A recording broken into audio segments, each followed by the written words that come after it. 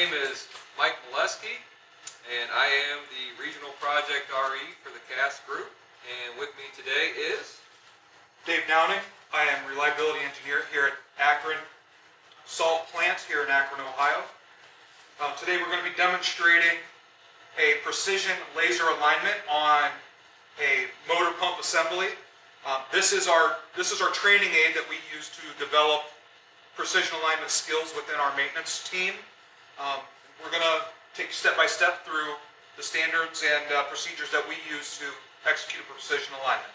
Thank you, Dave. So what are our main considerations before we get to work here today, Mike? Absolutely. So one of the first and foremost things to consider is the safety aspect of the job, right? So first thing, in all cases, we want to make sure that we are isolated, we're locked out, tagged out, and we are verified. Okay, so that is the first area of concern. That is the first step in this process. As everyone can see, we are on a test station, and we are also in a controlled environment. Another consideration for those out in the field is the environment, right? What environment are you in? Are you in any kind of a confined space area around other rotating equipment you need to be aware of? Other mobile equipments that could be in the area? Those are all things we need to take into consideration anytime we perform work out in the field. In addition to that, your PPE, right? And so we want to make sure that we have on our minimum required PPE, hard hat, glasses, gloves, boots. Based on where we're at, we do not require hearing protection, but obviously that is something that needs to be considered as part of the job. And so after that, once we have everything accounted for from those aspects, now it's time to really get into the details of the job. And so just getting into some of the basics around what are the things that we need to look at prior to performing the alignment, right? And so when we're looking at this assembly and we're looking to get the tolerances we're looking to get on these alignments, we have to be really aware of the conditions of our equipment. Primarily, when we're looking at performing a motor alignment, we want to make sure that our mounting surfaces are clean, free of any debris, within reason. Now obviously out in the field you can't always have a perfect situation, but you would be amazed what a simple wire brush can do to this process. So something we want to consider is how clean is the base plate that we're mounting the motor to, how clean are the mounting feet underneath our motor. Those are all things when you're going into thousandths of an inch that will severely impact that alignment procedure. And so starting with that, I'd like to let Dave talk through the initial steps of our rough alignment and our soft foot checks. Okay, so the first thing we're going to do for a job like this, after making sure that we have the correct PPE and we are safely locked out and isolated, because I don't know about you, Mike, but the number one thing that I'm trying to do here today is go home with the same amount of fingers and toes that I showed up with. Absolutely. So, Absolutely. And having a test setup, clearly we don't have a lockout, tagout consideration, but we do have a safe circumstance for us to demonstrate this for you today. So, another thing that's going to help you work safely is to make sure that you have all of your tools available to you at the beginning of the job, so you don't find yourself using a wrench as a hammer. I know nobody has ever done that. What? I mean, the hammer wrench, the dual channel lock, that's always a typical favorite.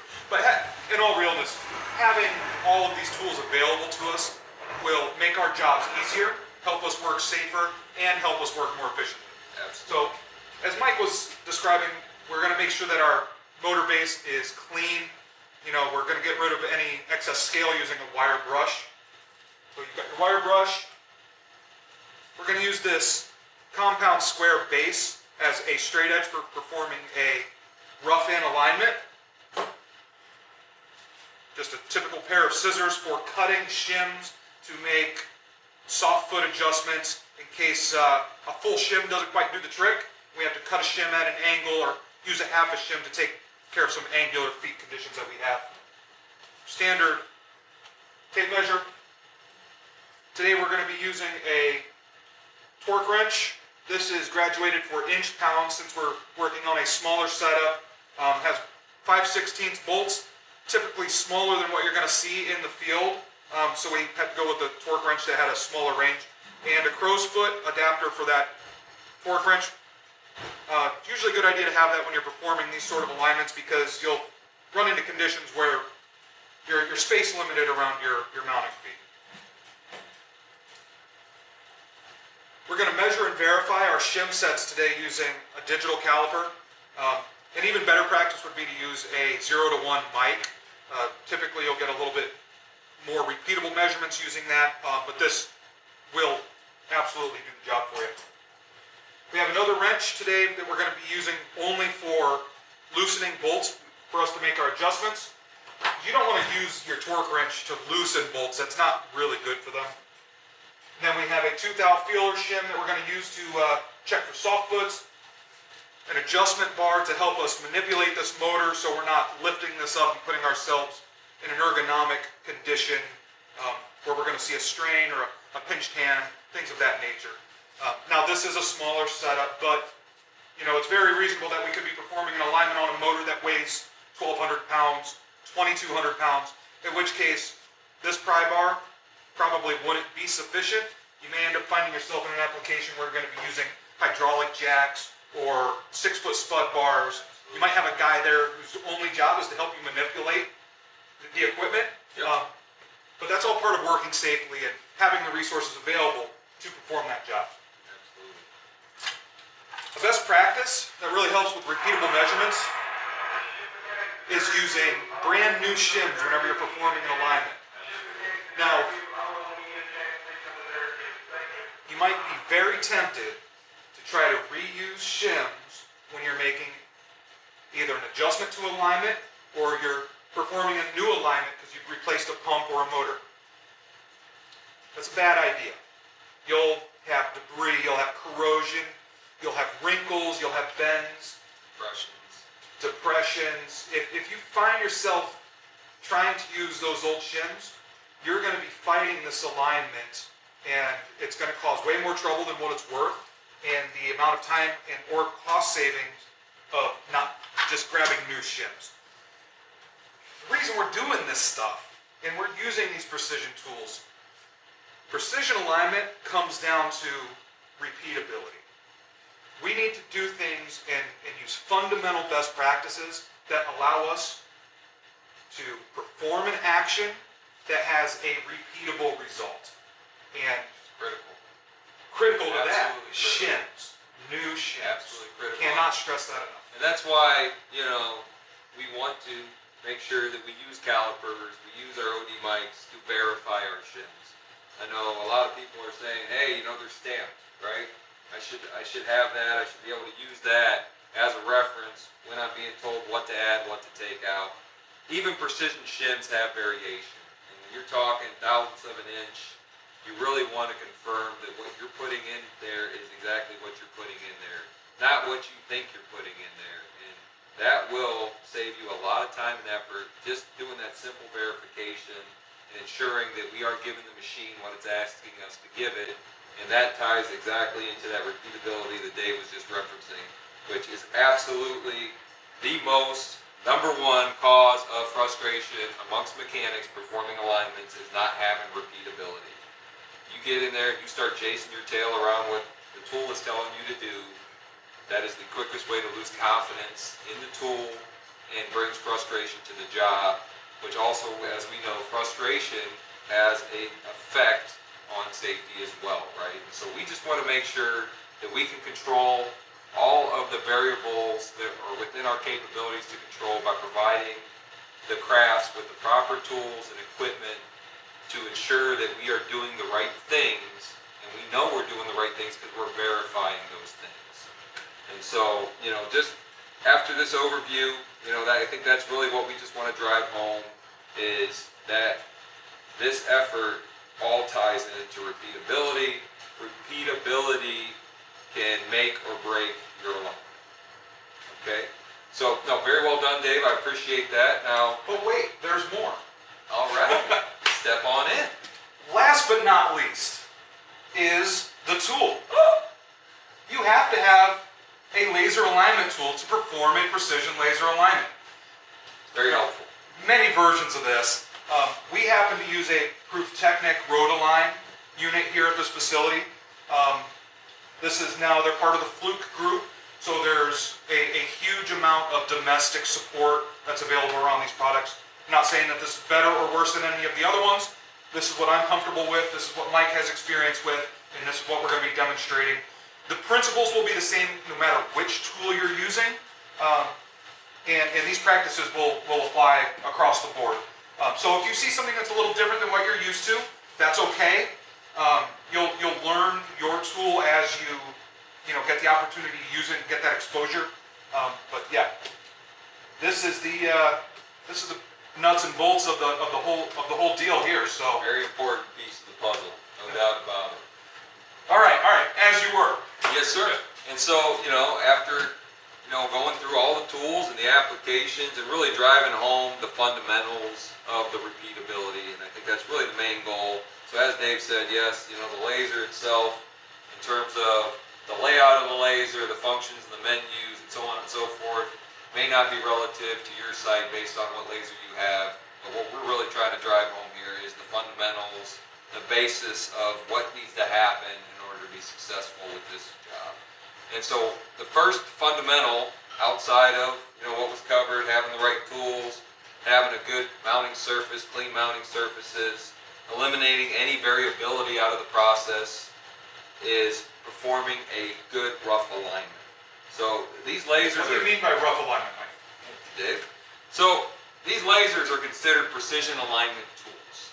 And by definition, precision alignment means that you are, from an offset and angular standpoint, fairly close, right? You don't want to have this thing perform your gross misalignment adjustment because they're really not designed to do that.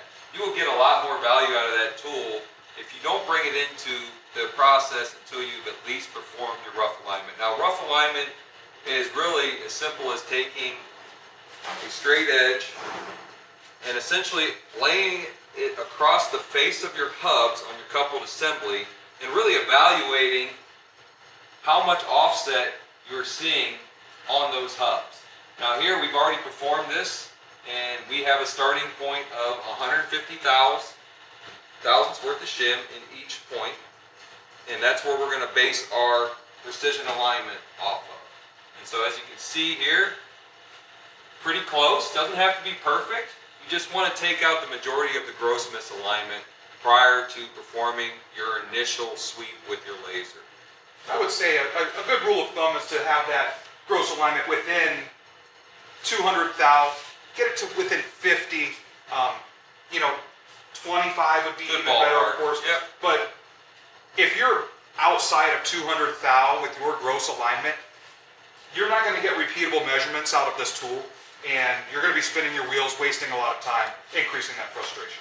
It's made for precision alignment. So yeah, the gross alignment should be addressed as part of the rough alignment procedure, as well as the next procedure, which Dave will demonstrate for you. Are we going to set up or do soft foot, Mike? I think we're going to do soft foot, sir. All right, so soft foot. For those of you that are not familiar with soft foot is related to the fact that no surfaces are perfectly flat, especially when you're considering that these bases can be in a real-world environment where there's corrosion, there's debris. Some of them are outside, exposed to the elements. They could be decades old. They could be deteriorating. You could have grouting issues. But also the motors themselves do not come in with a perfectly flat base. This particular motor has a base that has integrated formed sheet metal feet, so basically they've just been rolled out. So they're relatively flat, but they are not perfect. So what we're going to do, we're going to go 1 foot at a time, and we're going to loosen 1 foot, and we're going to check with our 2/1000 feeler gauge, 2/1000 being the standard acceptance threshold for being considered acceptable soft foot. If we find that we need to make an adjustment to a foot because the 2/1000 shim will go, we will add shims. Sometimes we'll cut a shim, we'll add a partial shim, because we want to have a nice even contact point on each mounting foot location. Now we'll do each foot consecutively with the other feet tight. That's how you perform a soft foot adjustment. Absolutely. All right. So, first thing we want to do is we want to make sure that all of our feet are tight. We're going to use our torque wrench here, our 5/16 bolt, have a torque rating, they're stainless steel, 44 foot-pounds, give or take, depending on the table you happen to be referencing. Inch pounds. Around, we dialed it in right around 5 foot-pounds with the lubrication. Okay, so my two are tight, Mike. Sure.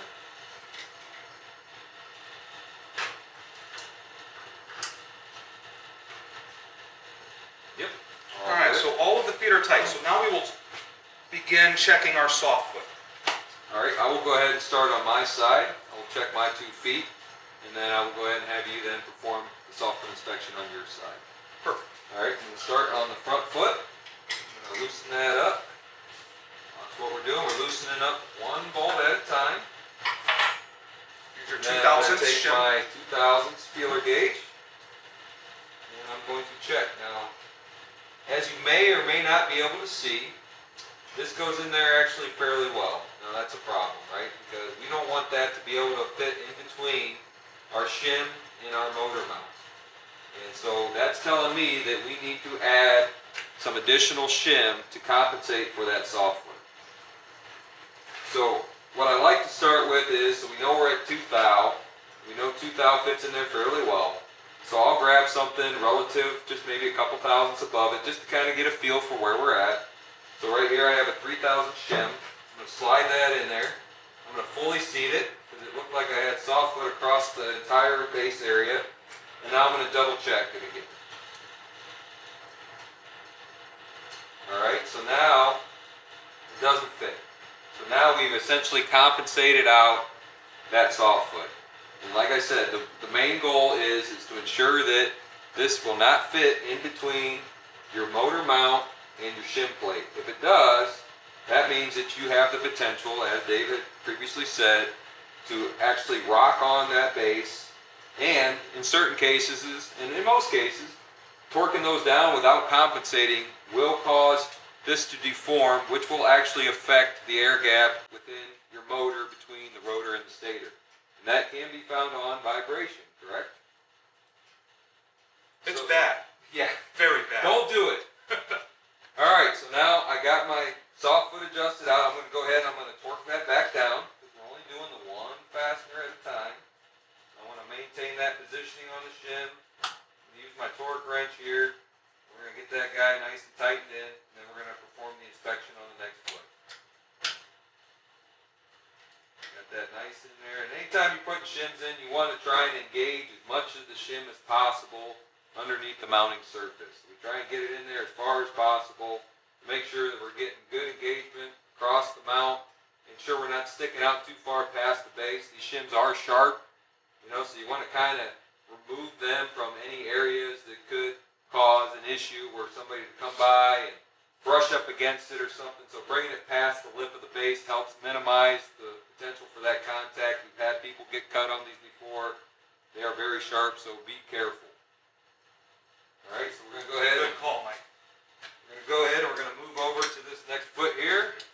I'm going to perform the same inspection. I'm going to loosen it up. I'm going to take my feeler gauge. Alright, I'm good. Can't get nothing in there. We're good there. No adjustment required. I'm going to go ahead and I'm going to torque that back down. And then I will actually give Dave his wrench, get him prepared up here. I'm going to get this guy torqued and then he's going to loosen that guy up. And then we will then go ahead and see what we got on the other side there. So I'm on the back side of the unit here, so it'll be a little difficult for you to see, so I'll talk out, the steps that I'm taking over here. So I'm going to work on the front foot on my side now. Use the 2 thou feeler gauge, check for soft foot.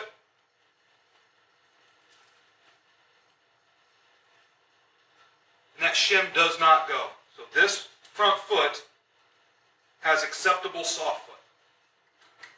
Acceptable being there is none. Less than 2,000. Less than 2 thousandths. All right, now, something to keep in the back of your head for those folks doing these alignments. One of the main modes of soft foot is what we call rocking soft foot. It will typically show up as diagonally opposed pairs of soft foot as we identify it. The reason that is you'll have at least 2 contact points will be your high spots on your base, and then you'll be rocking diagonally opposed to those two points. So Mike made an adjustment to his front foot. I would expect that I will find some sort of soft foot condition here at my rear foot diagonally opposed.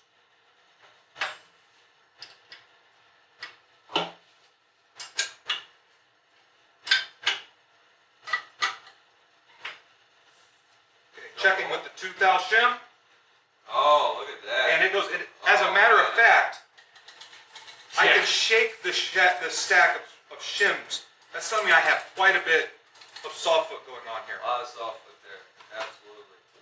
And if we were to have ignored that, we would have had a heck of a time performing this alignment. We would have had inconsistency, we would have had different measurements in between our sweeps. I mean, it would really, it can turn into a very frustrating experience very quick. So well done, Dave. Well, good identification. All right, so I've added a 3 thou shim to this, and it went very easily. So I'm going to actually get a larger shim.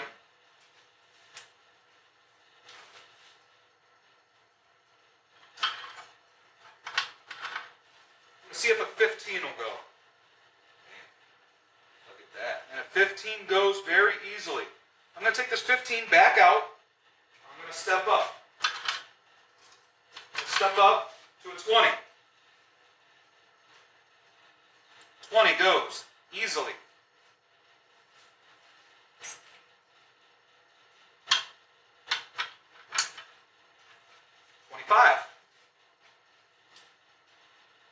Okay, 25. Now I'm getting some resistance in this shim set. Snug it up a little bit. Snug it up a little bit. Okay, so my 2 thou shim will only go on 1/2 of this foot location. So I don't want to add shim on the side where, or a shim on the side where my feeler gauge does not go. But I don't want to twist this foot when we clamp it down with the bolt. So what I'm going to do is I'm going to take a shim that's been cut in half and see if I can get that to go on the loose side. Okay, so this shim does not go. This was a 20,000th shim that had been cut.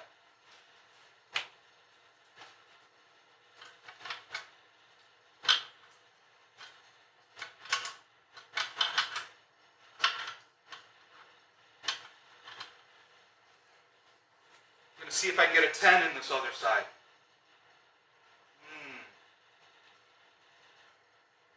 I think this 10 will go. Handy dandy scissors. It's lucky that we have these available. Otherwise, I'd be sending you back to the shop to grab some more tools. I've been waiting on you. Yeah, you know, and there'd be frustration and inefficiency, and honestly, you know, we'd love to have everything we need at the time of the job to help everything move along, because that's going to help us take the time we need to do things the right way.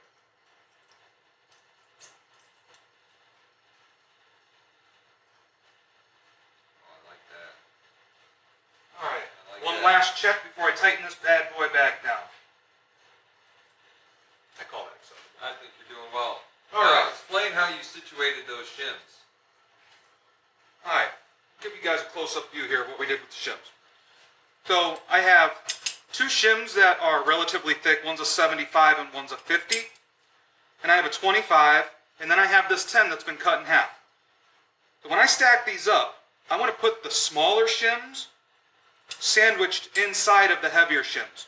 So these heavier shims will help squeeze and maintain the integrity of this stacked set of shims. Another thing it does is it prevents the thinner razor edge type of shims from protruding and creating a cut hazard for your folks as they're performing corrections on this equipment. It gets even more important to be stacking these correctly when you start getting into 1 or 2 thou shims. They're very flimsy, they're very paper-like. So this is a best practice to stack your smaller shims within your heavier ones.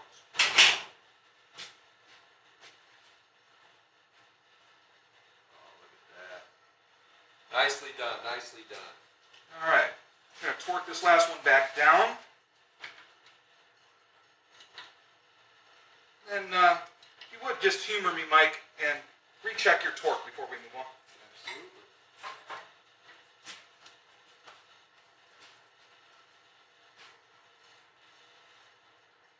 All right. You're good. Perfect, so that's your soft foot correction. Next thing we're going to get into here is the measurement system setup. Absolutely. So these laser alignment tools work on the principle that you have a laser that passes into the receiving eye of a receiver head. It'll pass through two parallel plain glass receiver panes, and this receiver will measure the differences in the angle of that laser as well as the position of that laser as it comes through the optical panes, and it will create a calculation that can be turned into a numerical offset and angle alignment profile. Now, if you think about it like that, the laser is a reference piece of information that this tool uses. So this laser is not going to be moving. The receiver head is where all of this information is cataloged and calculated. So that helps me determine that I want this laser to be a fixed reference point as part of this measurement setup. So my laser is going to be attached to the fixed side of this alignment assembly. I have two item alignment alignable machine here, a pump and a motor. Pumps will be attached to process piping. That is typically the constraining factor on the location of this assembly in a real-world application. You don't want to be moving a pump because that would require putting additional pipe strain on your process piping. So we're going to say that the pump is the fixed object on this setup, and the laser is attached to the fixed portion of the setup. So if that's fixed, this is the piece that we will move to bring the two into alignment. So that's where we have our receiver unit. So these laser heads mount on, these are just basically clamp style mounting assemblies. They have different size posts, different size chains, so they can be adapted to go on a wide range of shaft configurations, large, small, large coupling hubs, small coupling hubs. We can make this thing work for many different sizes and shapes of coupling assemblies. This one we've already set up. We have, our bases are very tight to the shaft. That's good. You don't want this stuff slipping around and moving. That'll throw off your measurements, and it will lead to non-repeatable measurements. Variability, that's bad. I don't like, that's a dirty word, Mike. Variability. Yeah, I've used some dirty words that were centered around variability during some of these alignments. So yeah, absolutely. Variability is an absolute dirty word. And in addition to the brackets, one thing that we really have to pay attention to is our coupling. If we have a worn element on that coupling and we're seeing excessive looseness in between these hubs, we need to get rid of that, because that will, similar to what you would see if your brackets weren't tight to the shaft, that will cause that variability. And so we have been in situations before where we've had to tape these hubs together because we did not have an element at the time to eliminate that excessive clearance, hence the variability. And that is acceptable. If you have to do, you got to do what you got to do, right? Also, put in a follow-up to get it replaced once we get the alignment performed. All right, Dave, you want to walk us through some of the measurables we're looking to get? Yeah. All right, so you can hand me the tape measure. This is where your tape measure comes in. There's a couple pieces of information that you're going to need to record off of this setup, and this is going to be pretty much standard across any laser system that you're using. They're all geometry based, so they're using the same pieces of data. So the first thing that we want to do is we want to measure on the movable piece of equipment the linear distance in the X direction from the front foot to the rear foot. Now when we say front foot is the coupling side foot, the rear foot is the fan side. And I'm going to be measuring from the bolt location, which is the center of the shim set. I'm not measuring to the end corners of the feet, but to the center line of the mounting bolts. I have 7 inches, Mike. 7 inches. Okay, so I'm going to go over to the relevant field on the tool. As you can see, the tool does have the dimensional outlines for the various measurements we're going to be taking. And so the first measurement, I'm on the correct field. It was in between the front and rear feet, the center lines of the front and rear feet. And we had 7 inches. And so that's what I'm going to do. I'm going to hit enter here, enter my 7 for 7 inches, and confirm. And we're good for the next measurement. Okay, the next piece of information that we're going to add to this test setup is the coupling hub outside diameter. This is 4 inches. This piece of information is used to take the alignment offset data and characterize it based on how that alignment is affecting the coupling elements themselves within that coupling. So a larger coupling is going to have a larger impact from an angular misalignment, just because of the factors associated with that geometry making the compounding the misalignment. All right, next measurement. Our next measurement, we're going to measure from the center line of this coupling to the center line of our front foot. 7 inches. 7 inches. I'm sorry, that's 8 inches, Mike. 8 inches. 8 inches, I'm sorry. Not a problem. All right. 8 inches from the center of the coupling to the center of the front foot. All right, and now this is the most critical measurement that we're going to input into our test setup. That is the center line of this coupling to the center line reference mark of the receiver head. This is the number that this receiver is going to use for all of the calculations as it's measuring how that laser passes through its receptors and then turning it into data that we can use and act on. So you want to be as close as possible with this measurement.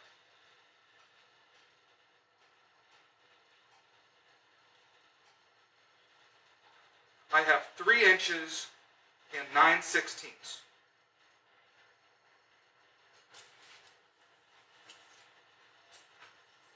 This particular device will allow you to put in decimals or fractionals, so it's a matter of personal preference how you want to put that data in.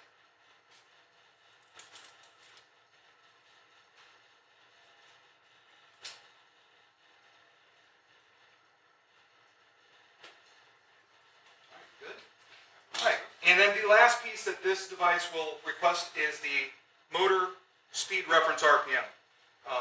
Now that does not affect the quality of the alignment, but it does affect the criteria of how well this alignment needs to be performed to meet Cargill expectations and standards for a precision alignment. The faster this motor moves, the tighter the tolerances on this alignment are going to be. Got more energy going on with the higher speed equipment, more forces acting in the coupling assembly, more forces acting on your rotating elements. So the faster this thing moves, the more precise you have to be on all of these measurements. And this will take that into consideration. The Proof Technic will give you smiley faces if it likes your alignment, and that is based on the speed reference that you put in. So this particular motor runs at 1800 RPM. Very standard for most 60 hertz equipment. You'll run into some 3600 RPM stuff, but that's more of an exception rather than the rule. This is pretty much the standard. Yeah, absolutely. All right. So is that everything that's requested, Mike? Yep. We have all our data in. I'm going to make a quick adjustment to our RPM. We were at 1500. We call it out 1800. So I'm going to go ahead and make sure that is correct. And now we have all the measurables entered. I appreciate you calling out the 9/16. So you can dive back into my decimal conversions. Really appreciate that. I could have just went with a half. Hey, we'll talk about that later. I gave you an out. I say you could have done fractional. But we do have everything ready to go. Now, once again, everything that we have done up to this point has really just been around ensuring that we have repeatability. We have a successful alignment. We are utilizing the right tools to ensure that we can complete this the right way. And so now that we have done all those things, we're feeling pretty comfortable that at this point we can take an initial measurement sweep, or at least get into the portion of getting the lasers aligned to the point where we can take that initial sweep. And Dave will go over the laser alignment procedure here with you. So if you could please go ahead and initialize our laser and receiver. Absolutely.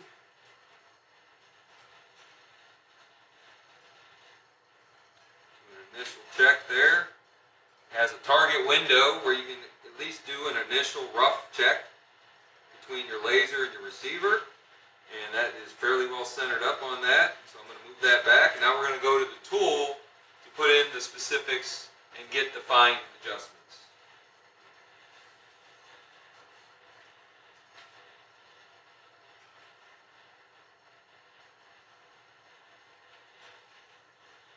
I'm going to navigate here to the menu. That's going to give us the quality of our initial laser alignment.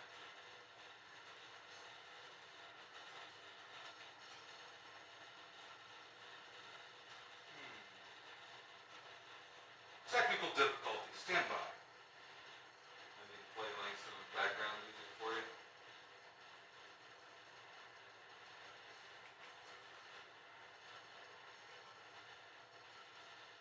There we go. There we go. That's what we want. All right, so the first thing we're going to look at here is this field delta angle. That is the phase angle of each laser head assembly on each relative shaft. So right now our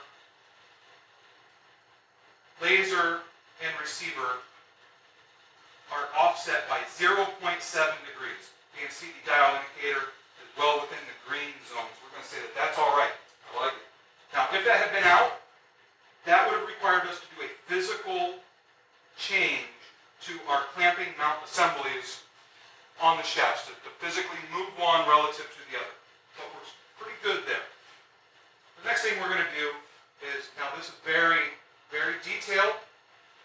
We're going to bring the X and Y planes into true alignment between the receiver and the laser. And we can execute that with the fine feed screws that are mounted onto the laser assembly. All right. Well, why don't you go ahead and perform that adjustment? And so what kind of a tolerance range am I looking at when I'm comparing those X and Y axes to one another? So we will get a relatively repeatable measurement if the X's and the Y's have a difference of less than 15 thousandths. Now, clearly, the closer, the better. But I'm not going to spend all day lining these up because that number is going to change at every position around this shaft as we move these relative to each other and perform a sweep. So we're just looking to make sure that we're starting at a good, reasonable location. So as you can see, we are well outside of that tolerance. So currently, Y-axis is being adjusted to 26, 10, 27, 10, 26, 11, 27, 1. Am I going the right way or the wrong way? I'm going to say you're going the wrong way. 27, 16, 23, 26, 20, 31. Go back up a little bit. 20, 29, 20, 27, 20, 28, 20, 28, 22, 22, 22, 23. Perfect. All right, we're done with Y. Yes, sir. All right, let's move on to X. Remember, 38, negative 38, negative 48, positive 26. Do I want the wrong way? Here, so, yes, sir. Negative 40, negative 38, negative 0, negative 38, still negative 0, negative 2, negative 6, negative 35, negative 12, negative 33, negative 14, negative 31, negative 25, negative 29, negative 26, 28, 27. A little bit more. 28, 27, you're 28, 8, 27, 5. Perfect. I feel pretty good about that. I think we're good. You know, we're well within that 15, so. Absolutely. we're really excited to get this first sweep. We spent all this time setting up for this very event, right? Just getting that first sweep. Really excited to see where we start at, and hoping that we've done all the right things to ensure that we can rely on what we're seeing to make our adjustments. Just to eliminate any confusion, this step we just did has nothing to do with the quality of the physical machine alignment.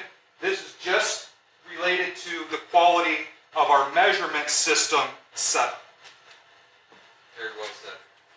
All right, I think we're ready for the first initial sweep. Would you like to try? Absolutely. All right, so first thing we got to do is we got to get it into measurement mode, which we're currently at. And now we basically need to either rotate the shaft or press enter to start the measurement. So I'm just going to go ahead and let you initialize it by rotating the shaft. I'm going to try to do this as smoothly as possible. Yes. I'm also going to try to do this without breaking the plane of the laser with my arms, my hand, any loose clothing I have. I don't want to interrupt that, because I want to get as many measurement points through this continuous process as possible, because that helps resolve into a better measurement. This instance, this thing's moving very easy. I can just use my hand. If you get into a case where the equipment is much heavier, more inertial mass, you might have to use wrenches on coupling bolts, or use strap wrenches. There's a lot of different things that you can do to help give you that leverage mechanical advantage. In this case, I'm just going to use my hands. Excellent. All right, so as we start the rotation, you'll see the tool responds accordingly. And as it rotates, you'll see that we have a little guideline, a little outline of the rotation, which is changing color as we rotate. What that's doing is that's giving you visual feedback around the quality of the measurement you just took. So what you would love to see is blue, and you should get that as long as you did all the right things and you can do a full 360-degree rotation. Now, a full rotation isn't Tell me I'm always- blue, Mike. A full rotation isn't always required. You can do it with less than a full rotation if for some reason the configuration inhibits you. But there is a minimum rotation you want. At minimum, I'd say we want green, right? I mean, at minimum. And so that's something to take into consideration. Ideally, we want that full 360-degree rotation. As Dave said, as many measurement points as possible during that rotation to guide us on those adjustments that we need to make to get this thing within our standards. And so now that we've taken that first sweep, we're going to go ahead and we're going to log that in. Because one thing we like to do is, once again, we went through all these procedures to eliminate variability, right? How do we know if we eliminated variability? Well, we need to have additional sweeps to compare with the original sweep to make sure that we don't see any variations without us doing anything differently with the mounting system, with anything else that could affect that otherwise, right? And so that's what we want to start off with. Let's just verify that we did take that variability out of our process. I'm going to go ahead and I'm going to enter this measurement, log it in, and then we'll go ahead and do another sweep, and then Dave can show us then how you can do the comparisons between both sweeps to ensure that you are consistent with what you're getting back from the tool. So first thing I'm going to do is I'm going to hit enter, and that is going to capture that measurement, and then in order to take a new measurement, I once again hit enter. And now we are ready to go to rotate the shaft to take our second measurement. Nice smooth rotation, being very cautious not to interrupt the path, doing very well. We're getting good resolution feedback. Battery might be dead. Alright, well, we're going to go ahead and we are going to capture that measurable. And now we're going to go ahead and we're going to go ahead and verify that we eliminated the variability out of our measuring process. And so we took our initial sweep, we recorded the findings of the initial sweep, we took a secondary sweep, and we recorded those findings, and now we're going to compare between the two to ensure that we are not getting any variability between the two sweeps. How do we do, Dave? So these lines show the first sweep and the second sweep. We are going to look for targets of repeatability under 1.5 valve. As you can see, 7.4 on the money, 3.3 on the money, 16.2, 0.0, 20.8, 0.5. Nice. So we're less than a half a thou on our repeatability here. So this is actually a very good test setup that we've got going here. Excellent. So we've set ourselves up for success here. That's There's no better what way it to is. say it. That's a great job. Good job. Excellent. Okay, so now that we have confidence in the suite, why don't we go ahead and see what the first set of results is calling out for us. Now here is where we get the information needed to make the corrections to the movable object. And so what are we looking at here initially? So this is broken into two components. You've got your vertical component and your horizontal component. As long as your horizontal components are within 200 thou of being lined up, rule of thumb, you're going to make your vertical adjustments first, because those will require lifting the motor, placing additional shims, and there's no way to maintain a horizontal alignment while you're performing that kind of work. So we're going to go after these vertical numbers first. Now up here you'll see angular misalignment is minus 7.4 thou, and vertical offset alignment is minus 20.5 thou. These are the numbers that get recorded and reported for the alignment profile to make that when you're showing asset owners or stakeholders that the precision alignment has been executed to Cargill standards. But that's not what we're going to be moving to make an adjustment. Smiley face. You got a frowny face. These numbers down here correspond to actual shim adjustments at actual feet locations. And that goes back to those initial measurements that we put in the setup screen that was defining the geometry of our machinery. So here you can see the coupling is represented by the offset lines, front foot position, rear foot position. This is in the vertical axis, so it is saying we need to come up in the direction of the arrow, 5.8 thousandths, and we need to come down at the rear foot position, minus 7.1 thousandths. So what we're going to do now is we're going to loosen all of our feet, and we're going to round these to the nearest 1 thou shim, because nobody's working in 10 of a thousand shims. Not even that. Oh, James Webb was. That's why it's like 19 years behind schedule. Yeah, yeah. So we're going to add 6 to the front feet on both sides, and we're going to take 7 out of the back feet on both sides. Add 6, take 7. All right. We have the wrench.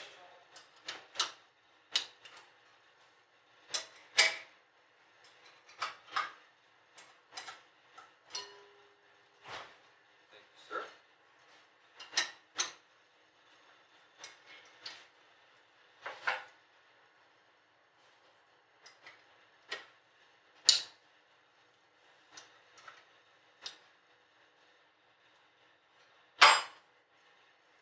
Excellent. So I'm going to go ahead and start by pulling my front foot shim. And so we need to add 6 to the front, correct?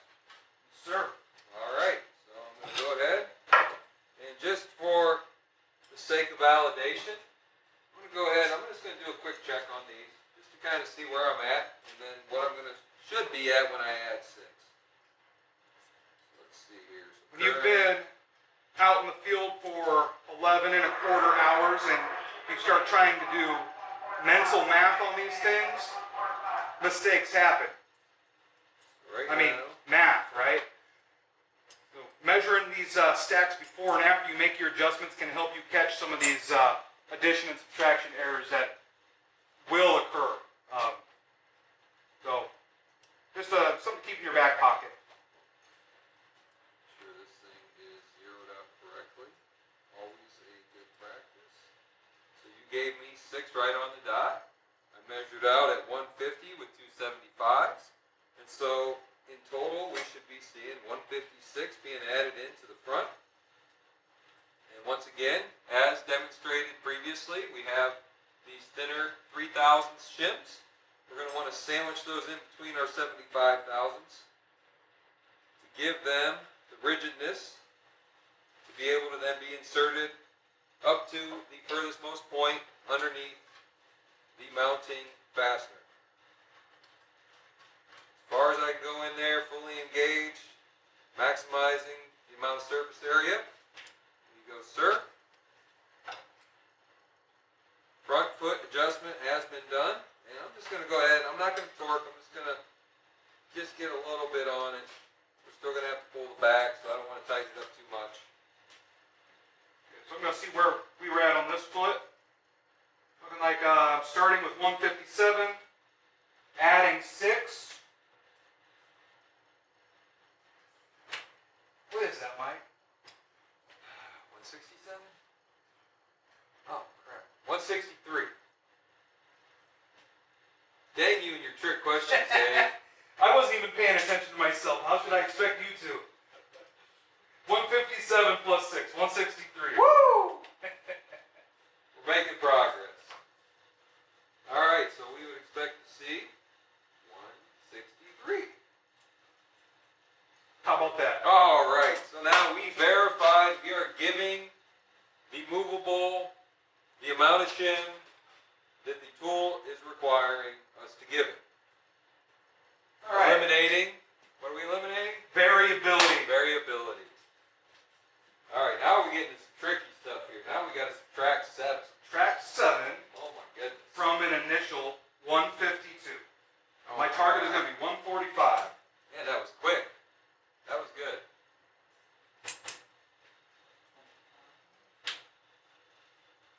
$20. 20 and 25 and 100. Do we have 100 right now, or what do we have in there? I mean, we can just do a.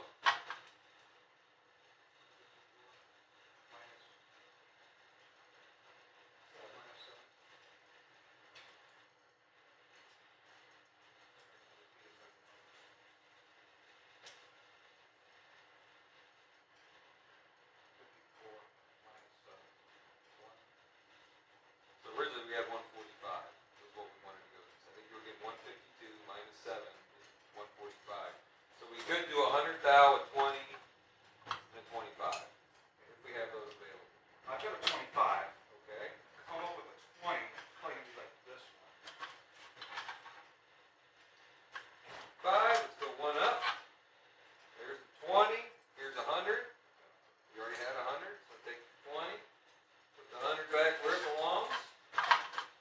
And now we got 100, a 20, and a 25, which should be 145. And it is. Look at that.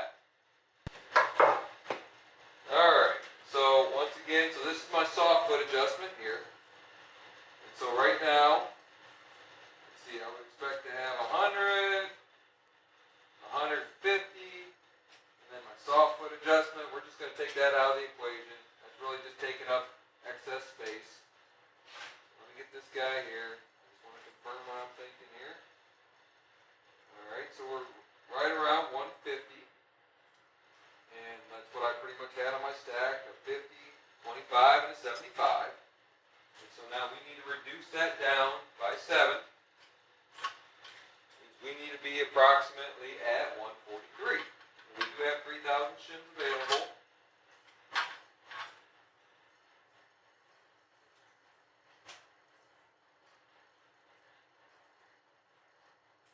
So I will take my 25 and my 75. I'll give up my 50.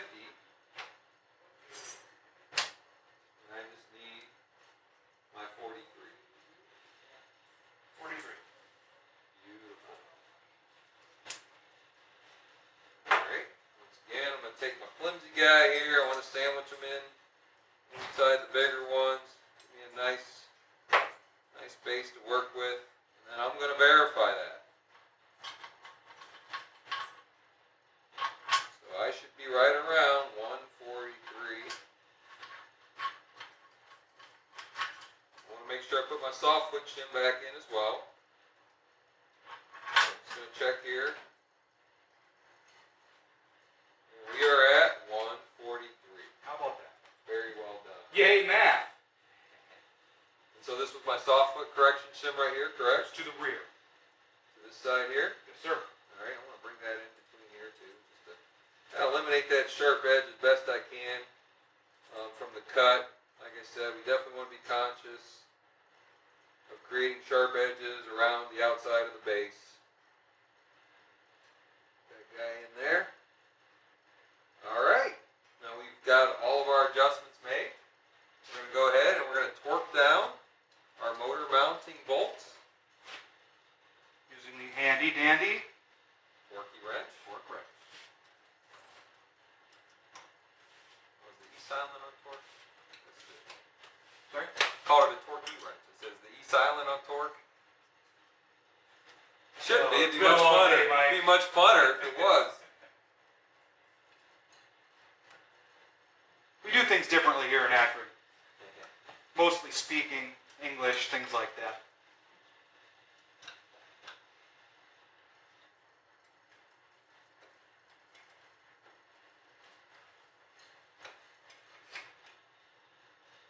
All right. We are torqued, adjusted. What's next? We're going to take another sweep. Let's do it. Fingers crossed. Fingers In a crossed. perfect world, the vertical's going to be on the money, but Not in the always real living world, not always living in a we will perfect likely be making at least one more vertical adjustment. All right, so what I'm going to do is I'm going to go ahead, I'm going to go back to our measurement.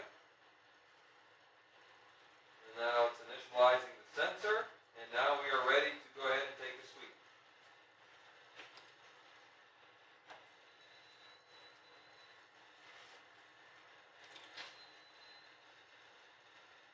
Good quality sweeps there. All right, now at this point in time, shall we then once again confirm the sweep? I feel like we probably resolve this one. I think we did that, right? I think once we get within tolerance, then we would want to do the initial verification just to ensure that we have what we think we have before we sign off on it as being accepted. That's reasonable. All right, so let me go to the results. Survey says not quite there, but we are a lot closer. We are very much closer. So if you look at the back, really we're only looking at 1,000 of adjustment. And if you look at the front, we only need to come up 3. So we're really, really close. So let's go ahead and make those adjustments. And let's see if we can't get this sucker dialed in with 2 sweeps.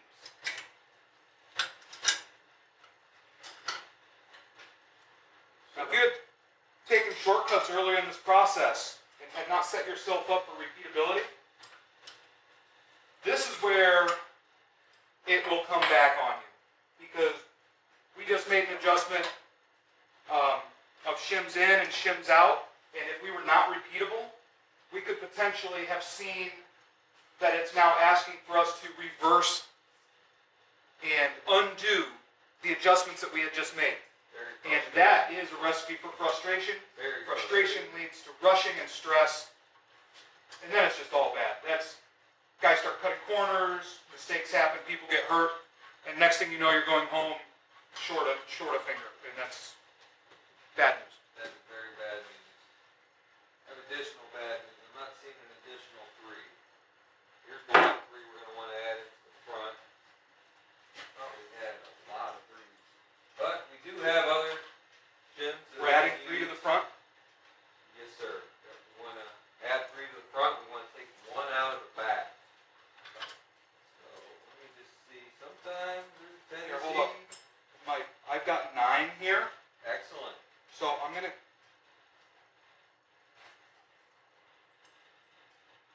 mean, I don't have a 10 and a 2 to give you for your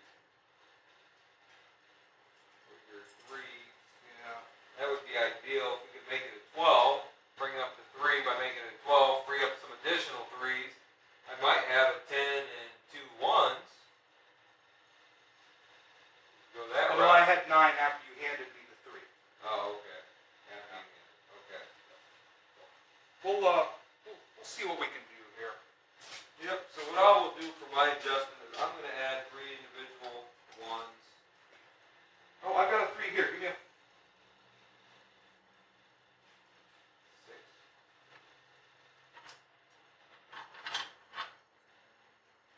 Give me a 5 and a 1, and I'll hand you back a 3 for a net gain of 3,000.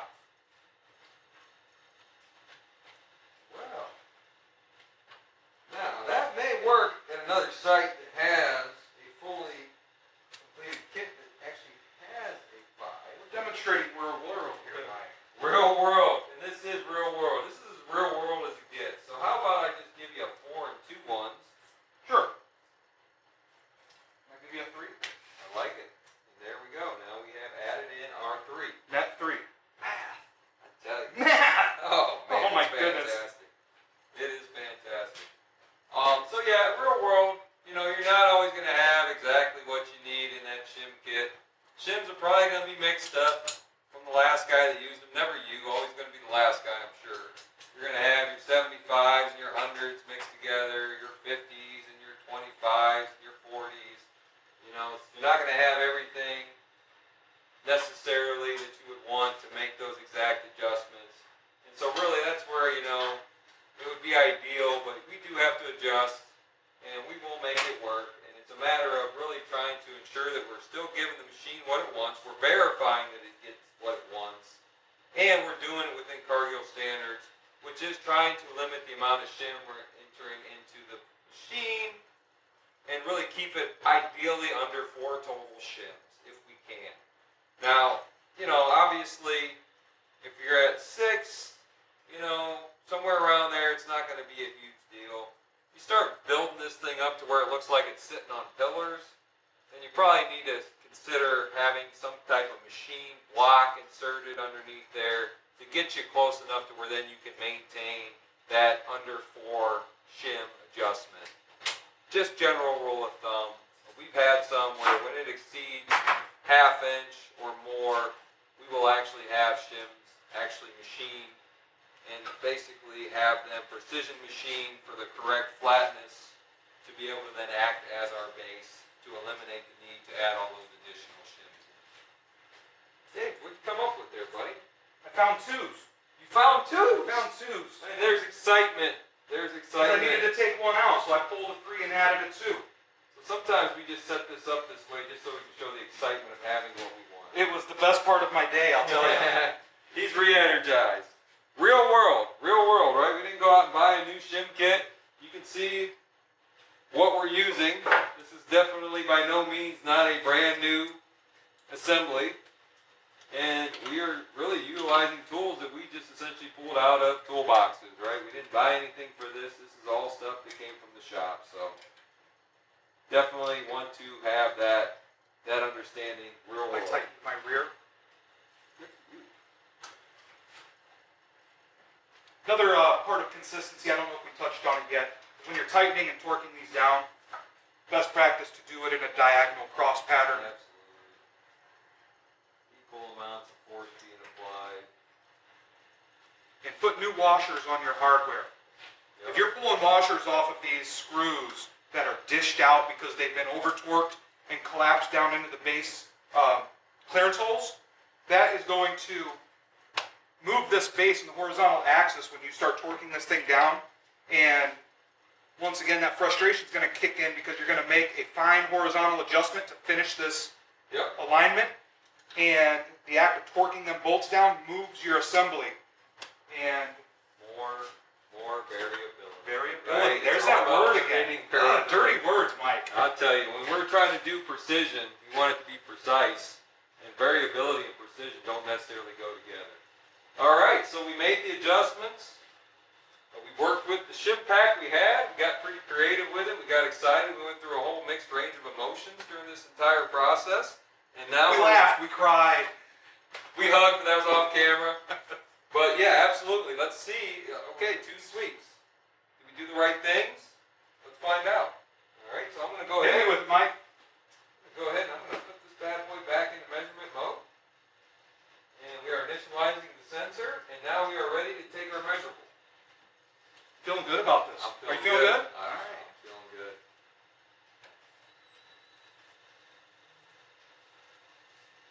Smooth as the Look word. at this guy.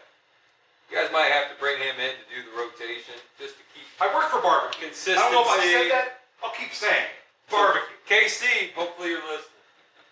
All right. Well, I'll tell you what. I haven't seen the results yet, but I'm feeling pretty good here. All right, what do you think? Survey says we're going to hit the results. I was going to drum roll on the I was setup waiting apparatus. for it. I was waiting for it. Ooh, okay. We're close. We are very, very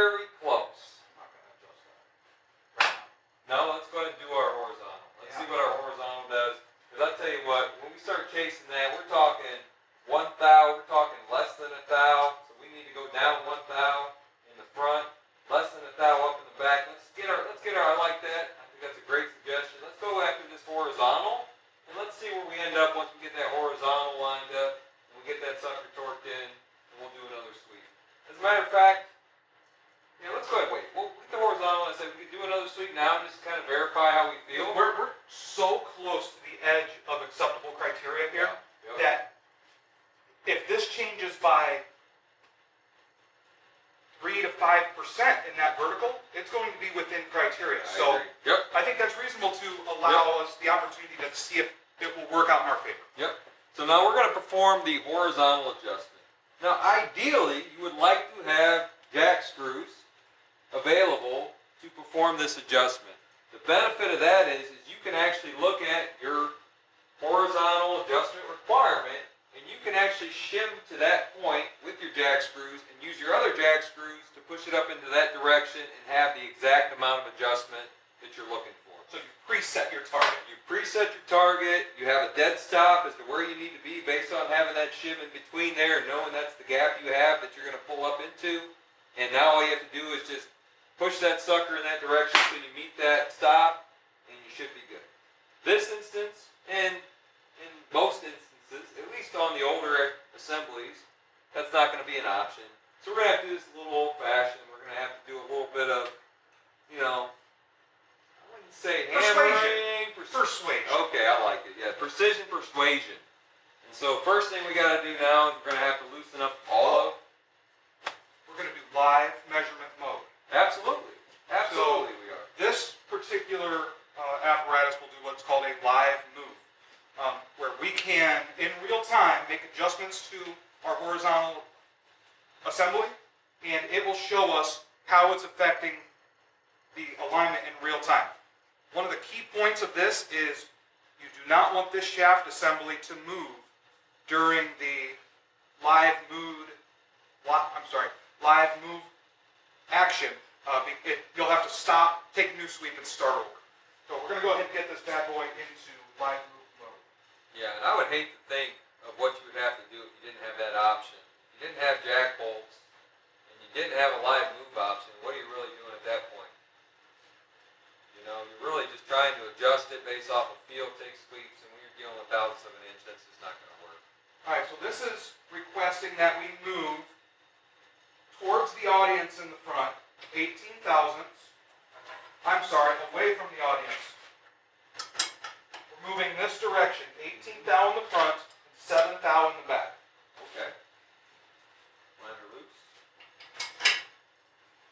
Do we have a direct reference? So I will go ahead and I will read out our reference to Dave while he makes this adjustment using our pry bar. Precision, persuasion. So 17, 10. 17. Whoa, negative. Big adjustment. Good one though. So we're -1 in the front and we're 2.6 in the rear.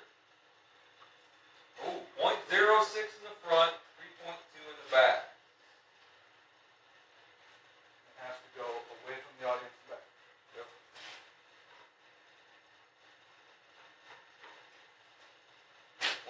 .5 in the back, 1.4, 1.4 in the front, 0.7 in the back. You have to allow it time to stabilize. It does have a little bit of delayed feedback. 0.06 in the back, -1.4 in the front. All right, so what I'm going to do here is I'm going to lightly snug one of my rear feet. I'm not going to go tight. I'm just going to snug, just give a little bit of resistance. Yep, yep. 'Cause we're there. We are there, right? It's not going to want much. Matter of fact, snugging that down. Oh, I think I moved it a little too much. Yeah, I think you did a little bit there, buddy. Yeah, we got a little bit more. Let's just go ahead and counter correct. We got the smiley face on the vertical, though. So that's exciting. All right, so now you're at 3.7 and 2.1. 3.2 in the front, 2.1 in the back. Ooh, 1.5, -1. Ooh, okay, too much. Gotta go the other way.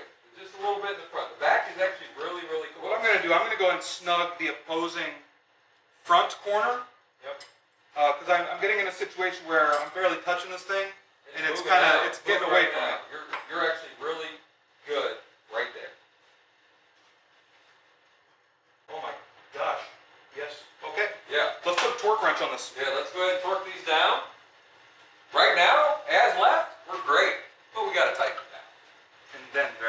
and then verify. A Yeah. live move reading is Can be not very subjective. acceptable because things have been moving. You have to complete this move and execute a fresh new sweep to be able to report that as acceptable to Cargill criteria. It moved quite a bit. It needs to come this way quite a bit. Well, we'll do the sweep and we'll see what it really gives us. It's a smile. Smiley? It's always good to get the smiley. Until you find out the smiley is dependent upon the settings within the machine. And you can change what gets you a smiley. How come I'm today years old, Mike? Things you learn, right? So, you don't rely on the smiley. Let's make sure that we're comparing what we're actually getting with our standards. All right, so we're torqued back down. We're ready to. Let's sweep this guy. You know, we're not looking too happy now, but we are in move mode. So I'm going to go ahead. I'm going to go into measurement mode. It's going to be like, hey, you sure? And I'm like, yeah, we're sure. We want to go ahead and do another measurement. We're still feeling pretty good. We're still feeling pretty good. All right, sir. Rotate the shaft whenever you are ready. Calibrated rotational arm of yours. Oh, nice smooth rotation. Laser's looking pretty happy. Based off of initial observation, I think we should be feeling good. Let's see what we get. And results, baby. Give us some results. Okay. Not quite there. Not quite there. Now, we are still very close, so our vertical didn't change much. We're right around the area we were when we started with our horizontal adjustment, which is good because that's, once again, calling out we have repeatability, right? So that's very good. So we have a little bit more of an adjustment to make on our horizontal. Put it back in the move for me, please. Absolutely. So we're going to go ahead and we're going to put this guy back in the move. And then we're going to go ahead and see if we can't get this horizontal dialed in once it's torqued down. And then we will then Is it ready for me? It is ready. I'm not going to go completely loose. Okay. Yep. Do a little quarter turn. I like it. I'll do the same over here for you. Try and eliminate some of that excessive movement. Once again, if we had jacking screws, this would be much, much simpler. Probably be done with it. Oh, we'd be done. Yeah, this is very, very much the harder approach. It is effective, but I'd much rather know that when I make my adjustment, I'm adjusting to something that is set, that is known, and that is being based off of what we need. Unfortunately, we don't have that option. I'm going to just go ahead and snug and back off a little bit. I did go a little further in that quarter turn, but there you go. And so now we are, okay, once you loosen it up, I don't really want you to go anywhere. Let's give it a little, let's compensate just a little bit for the torquing.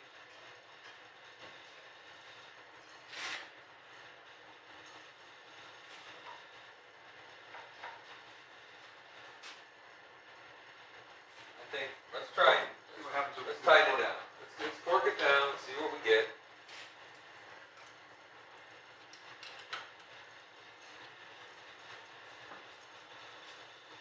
I need the rear. Happier, happier. Smiley's like loving it.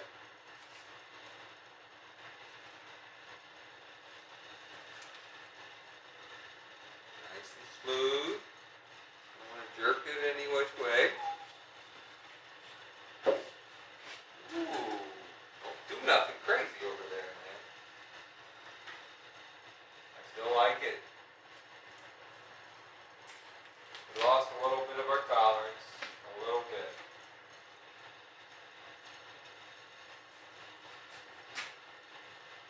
But we are within spec.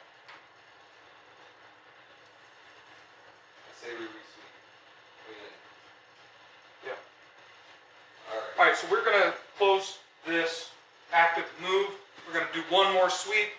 For all intents and purposes, we are done making adjustments. This is a demonstration. I don't want to keep you all day. But now I'm curious. I'm curious to see what this final number is going to look like. Absolutely. Ready when able.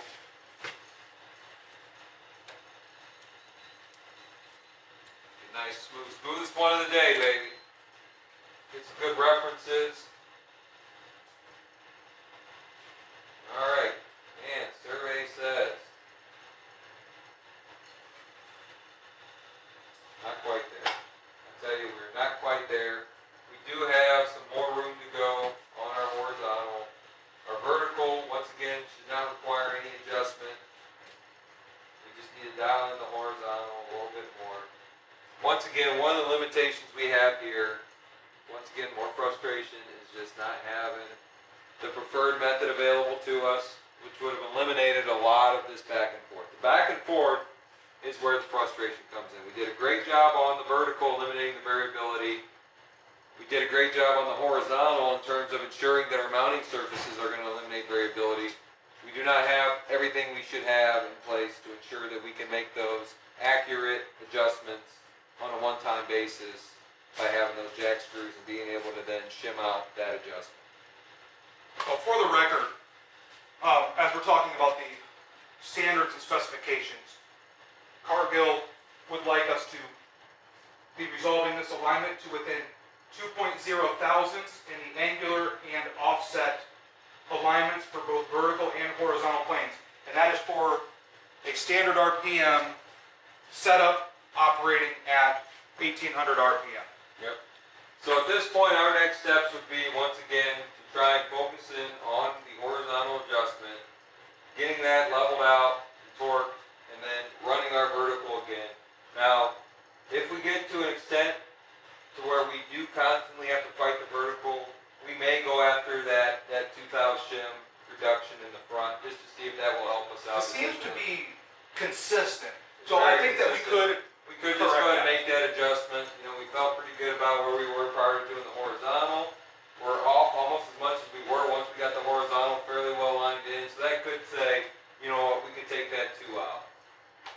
And I think, you know, this concludes really what we were looking to get out of this exercise. Ultimately, you know, the main points are the fundamentals, the elimination of variability, having the right tool to do the job, and ensuring that we are utilizing the tool correctly and we're not having unreal expectations of the tool. The tool is not something that's going to perform the alignment for you. There's still a lot of practices that have to happen from the technician to ensure that the tool can do its job.